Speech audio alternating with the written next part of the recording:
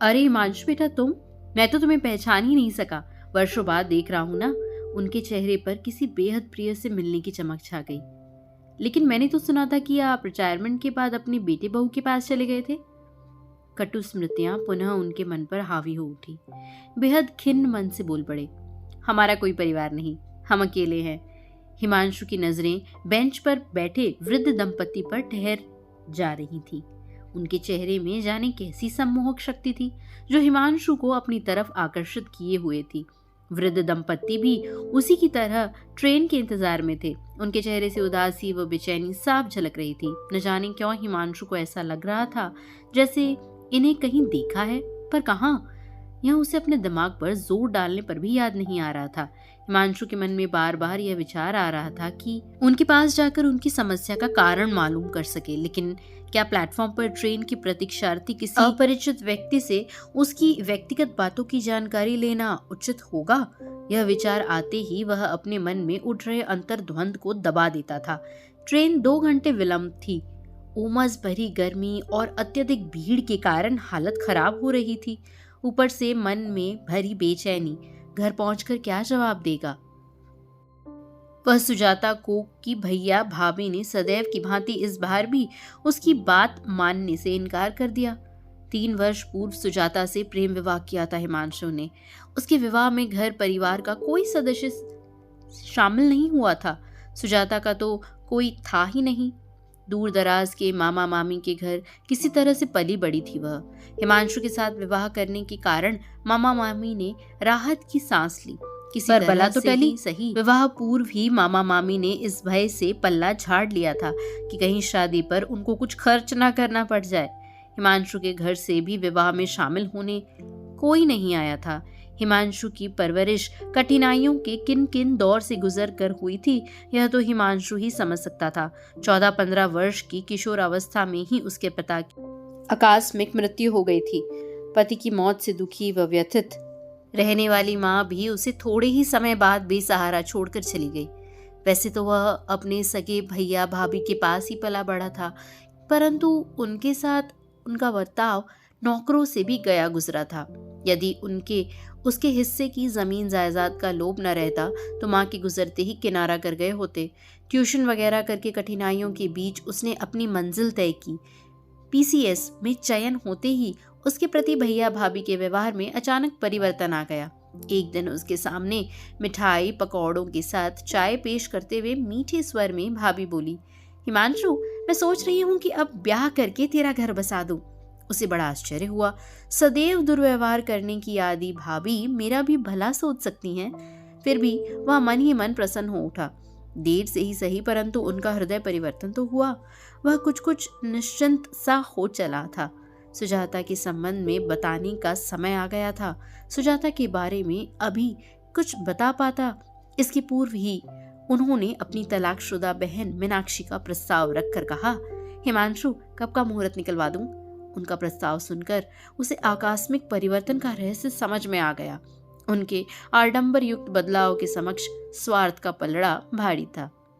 उसकी चाहत तो सिर्फ सुजाता ही थी, जो वर्षों से उसके सुख दुख में भागीदार रही थी। सुजाता के अलावा किसी अन्य के साथ विवाह के संबंध में वह सोच भी नहीं सकता था। भाभी की बहन के साथ रिश्ता न जोड़ने की उसे ये सजा दी गई कि भविष्य में वह उनके घर में कभी कदम नहीं रख सकता। हिमांशु ने सारा वृतांत सुजाता को सुनाया तो उसने बेहद निराशापूर्ण शब्दों में कहा, हिमांशु, विवाह रिश्तों को जोड़ने के लिए होता है, तोड़ने के लिए नहीं। तुम उनकी बात मान लो। मेरे कारण तुम्हारा घर परिवार टूटे यह उचित नहीं है। विवाह पश्चात सब कुछ सामान्य हो जाएगा। वैसे पहले ही मेरा संबंध उनके साथ मधुर कब था। बहुत समझाने के पश्चात ही उनका विवाह संभव हो सका था। सुजाता से विवाह करने के बाद उसने उन्हें मनाने की पुरजोर कोशिश की, पर सब व्यर्थ रहा। उन दिनों सुजाता गर्भवती थी। उसकी हार्दिक इच्छा थी कि उसके पास कोई अपना हो। कितनी आशाओं के साथ उसने हिमांशु को यह कहकर भेजा था, हिमांशु, तुम जबलपुर जाकर किसी तरह उन्हें मनाकर यहाँ ले आओ। पर लाख अनुनय विनय के बाद भी हिमांशु उनके मन से अपने प्रति नाराजगी दूर करने में सफल नहीं हो सका। इस बार भी उसे खाली हाथ ही लौटना पड़ा। हिमांशु की नजर फिर उन वृद्ध दंपति पर पड़ी उनकी नजरें शून्य में जैसे कुछ ढूंढ रही हों। मन माफिक सहयात्री मिल जाए तो समय बड़ी आसानी से कट जाता है। ऐसा सोचकर हिमांशु ने वृद्ध महिला से पूछा, माँ जी क्या मैं आपके पास बैठ सकता हूँ?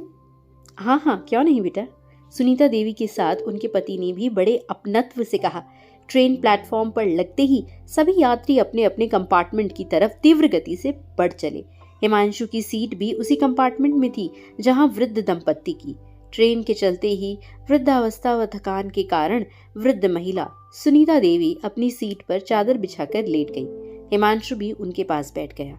बातचीत से हिमांशु को लगा कि पति पत्नी दोनों ही सहृदय व नेक इंसान हैं।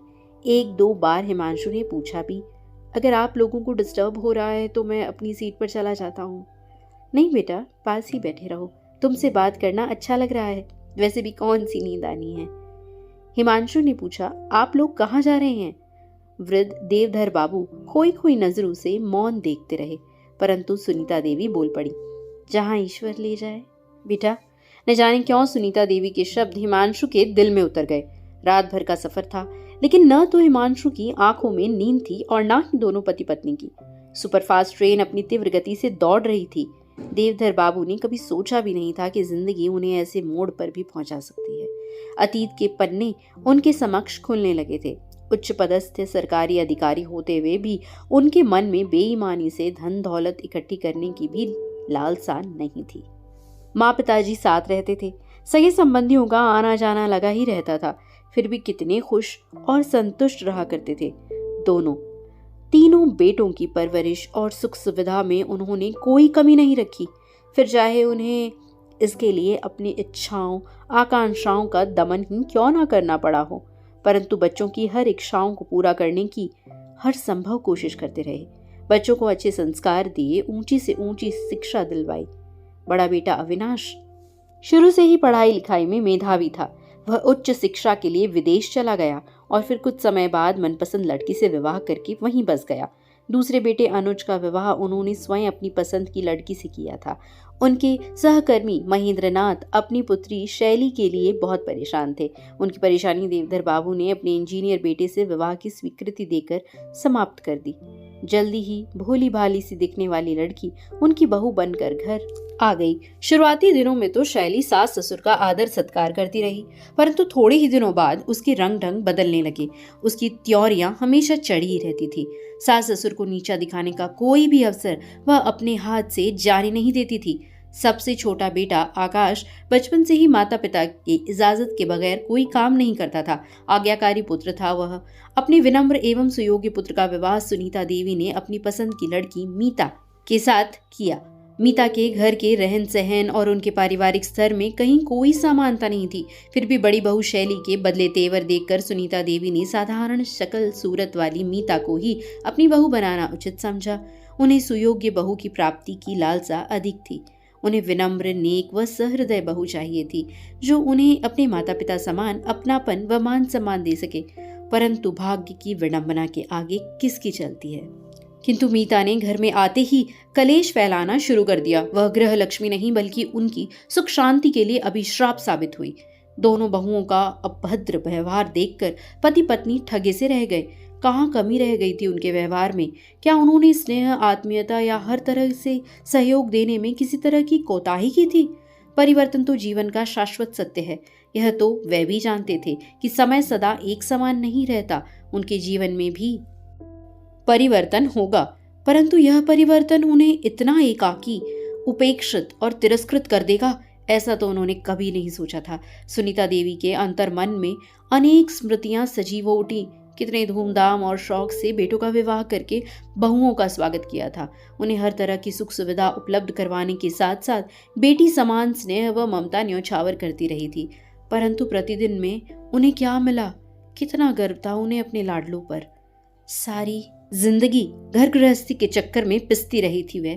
पर अब भला उन्हें किस बात की चिंता फिक्र? कभी इंजीनियर बेटे के पास रहेंगे तो कभी मैनेजर बेटे के पास।